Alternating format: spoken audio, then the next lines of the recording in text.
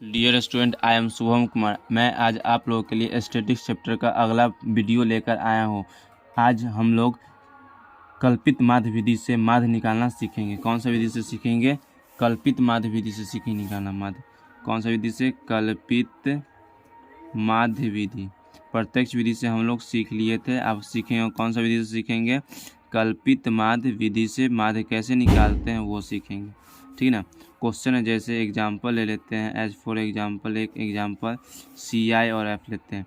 CI आपका दिया हुआ है 0 से 10, 10 से 20, 20 से 30, 30 से 40, 40 से 50। F दिया हुआ है 7, 3, 8, 2, 5। तो हम किस विधि से आज निकालेंगे माध्य? कल्पित माध्य विधि से निकालेंगे। कल्पित माध्य विधि से निकालने के लिए तीसरा क्रम जो होता है क्या चीज़ का होता है? एक्स का होता है। किसका होता है? एक्स का होता है। और चौथा क्रम जो होता है किसका होता है? डी का होता है। और डी कैसे निकालेंगे? एक्स में से ए को घटाएंगे तो डी निकलेगा। क्या है? कैसे डी कैसे निकलेगा? एक्स में से किसको घटाना है? ए को घटा देना है, ठीक ना।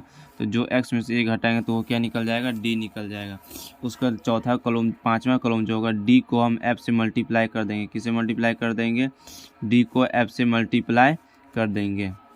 अब आपको पता है एक्स कैसे निकालते हैं, तो एक्स कैसे निकालते हैं आप लोगों को पता है।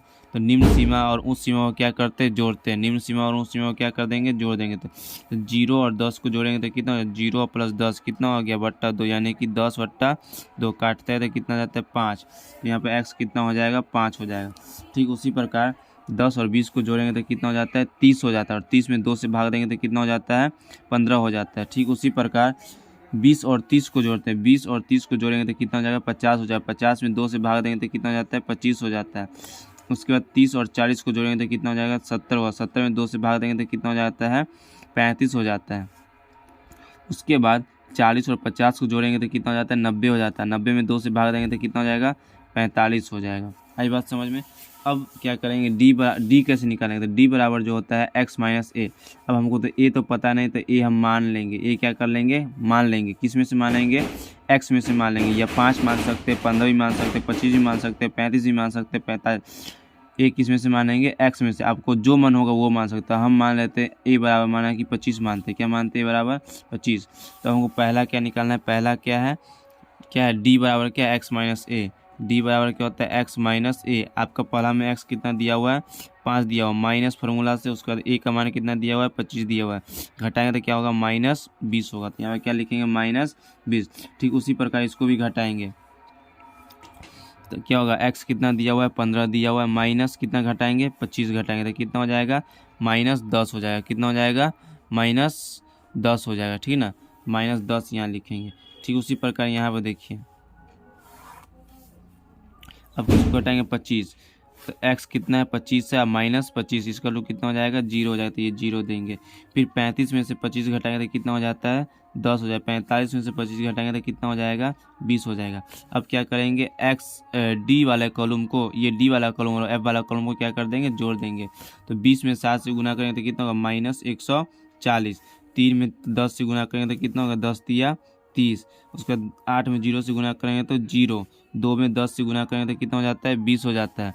और 5 में 20 से गुना करेंगे तो कितना हो जाएगा? 100 हो जाएगा। अब क्या करेंगे? हम सब में क्या जोड़ते थे? एफ वाले को क्या करते थे? जोड़ते थे। तो एफ वाले को जोड़ेंगे तो कितना हो जाएगा? जोड़िए। 7 3 10, 18 2 20, 20 5 25 हो जाएगा। तो ये 25 लिखेंगे। उसके बाद इसको जोड़िए, कितना हो जाता है? माइनस वाला कौन कौन? 140 और 130 है तो कितना हो जाएगा? -170 हो जाएगा। प्लस वाला को जोड़ेंगे तो कितना हो जाता है?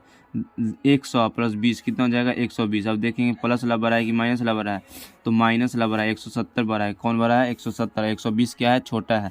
तो घटाएंगे तो कितना आ जाएगा? माइनस कितना आ जाएगा? 170 में से 120 घटाएंगे तो कितना हो जाता है? 50 हो जाएगा।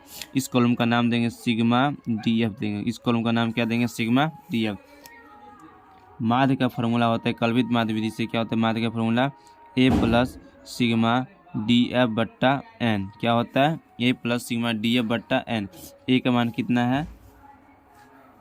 a का मान कितना है बाबू? 25 है। कितना है? 25 प्लस, और सिग्मा DF कितना है? -50/n कितना है? 25 है। इसको सॉल्व करेंगे तो क्या? 25, ये प्लस माइनस क्या हो जाएगा? माइनस हो जाएगा। 50/25। ये कटने वाला है तो काट दीजिए। 25 दूनी 50, तो कितना आ गया 25 और -2 इक्वल टू कितना हो जाएगा 23। तो ये हो गया कल्पित माध्य विधि से हम माध्य निकालते। माध्य कितना निकला 23 निकला। तो आज के लिए इतना ही। ठीक है, thanks for watching my video. Please like share and subscribe my channel.